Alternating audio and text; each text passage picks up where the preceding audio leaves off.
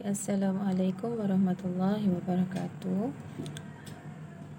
Sebelum memulakan kelas, kita sama-sama baca doa belajar.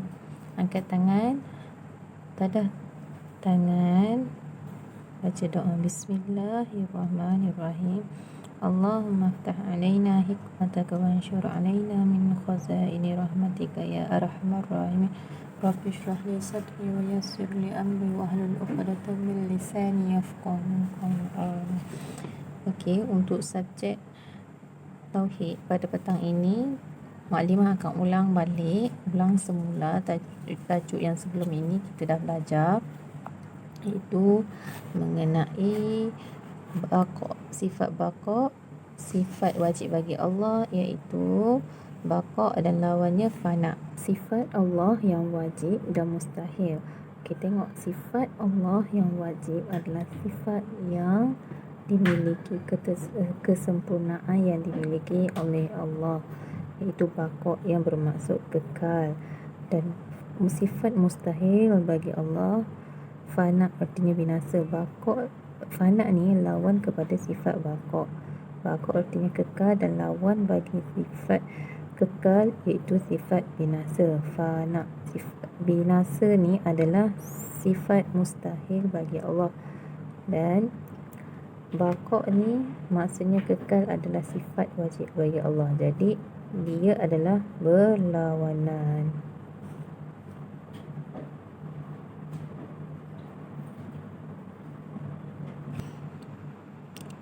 Jadi kita pergi ke slide yang seterusnya, itu perhati dan baca. Kita tengok gambar ni, dua gambar ni. Yang pertama adalah gambar yang di atasnya adalah gambar masjid ataupun bangunan yang tersekam indah. Yang di bawah ni adalah gambar yang menunjukkan kehancuran ataupun kebinasaan. Jadi apa kaitan dia dengan pembelajaran kita pada hari ini? Okey, apa yang nak dikaitkan ini adalah sebagai analogi supaya murid dapat faham. Bangunan ini adalah sifat bangunan yang tersedia indah ni hanya pada perkara ataupun benda sahaja dan akan berlaku kemusnahan. Maksudnya bangunan ni tidak mempunyai sifat yang berkekalan, dia tak akan berkekalan, akan hancur juga. Okey, sama ada gempa bumi ke, tanah runtuh ke, dia akan hancur. Maksudnya bangunan yang tersekam indah ni tiada sifat kekal. Suatu masa, bila tiba masanya, dia akan hancur, bangunan ini akan hancur. Itu menunjukkan bahawa tidak ada satu pun dalam dunia ini yang akan kekal. Hanya yang akan kekal adalah Allah Subhanahu Wa Taala. Sebab itu sifat wajib bagi Allah baqa yang bermaksud kekal. Allah sahaja yang akan kekal. Allah sahaja yang bersifat kekal. Jadi kita sebagai manusia, kita tak ada sifat baqa. Tak kisahlah manusia ataupun haiwan, benda, semua perkara di dalam dunia ini tidak akan kekal. Terusnya kita akan masuk kepada hukum mengenal sifat Allah yang bersifat baqa. Apa hukum mengenal sifat Allah yang bersifat baqa? Hukumnya adalah wajib bagi setiap mukallaf untuk belajar tentang sifat-sifat Allah. Okey, jadi adalah wajib bagi kita supaya kita mengenali Allah, supaya kita kenal Tuhan kita, supaya kita kenal pemilik kita. Okey, jadi hukumnya adalah wajib. Semua orang wajib belajar sifat Allah, baqa, qidam dan yang lain-lain. Semua 20 sifat Allah tu semua kita wajib belajar. Okey, seterusnya kita pergi kepada dalil nakli. Dalam surah apakah yang menunjukkan bahawa terdapat dalil, iaitu bukti yang menunjukkan Allah bersifat dengan sifat baqa. Kita tengok, kita baca surah Ar-Rahman dalam ayat yang ke-26 hingga ke-27. A'udzubillahi minasyaitonirrajim. Bismillahirrahmanirrahim. Kullu man 'alaiha fan. Kullu man 'alaiha fan wa yabqa wajhu rabbika dzul jalali wal ikram. Apa maksudnya? Maksudnya semua yang ada di dalamnya, iaitu bumi, akan binasa dan kekal untuk selama-lamanya wajah Tuhan pemeliharamu, wahai Muhammad sallallahu alaihi wasallam, atau siapapun engkau, pemilik keagungan dan kemuliaan.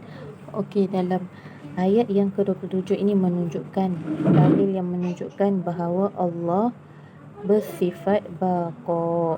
Allah bersifat baqa, iaitu kekal. Okey, dekat mana? Dekat ayat 27. Jadi dalam ayat 27 ni dia menunjukkan wa yabqa wajhu rabbika dzul jalali wal ikram.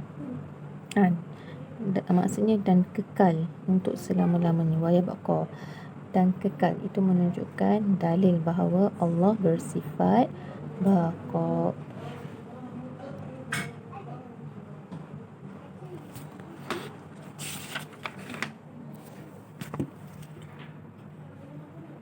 Okay, seterusnya kita masuk kepada dalil akli.